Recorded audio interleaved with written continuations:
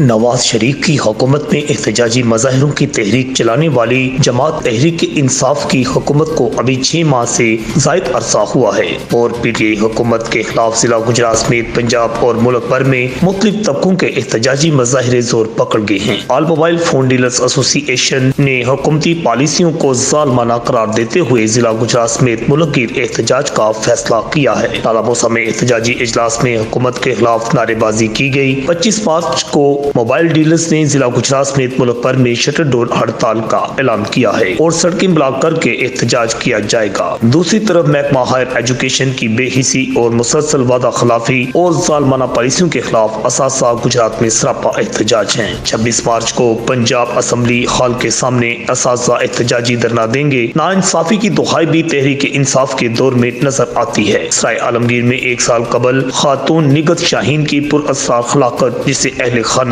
कत्ल करार देते हैं, इसका मुकदमा दर्ज न होने पर सरापा एहतजाज है और सराय आलमगीर में एहतजाज करके निगत के कत्ल का मुकदमा दर्ज करने का मुतालबा किया है। जबकि सुई गैस न मिलने की शिकायत भी आम है। जलालपुर जटा के गाँव चपाला के रहायशी अफराद ने गुजरात में सुई गैस ऑफिस के सामने एहतजाज किया है और गर्मियाँ शुरू होते ही बिजली की लोड शेडिंग भी शुरू हो गई है। मई जून जुलाई में बिजली की लोड शेडिंग के खिलाफ एहतजाजी मज़ाहिरों का अमकान है। आकाश नियाजी, अल अदनान न्यूज़।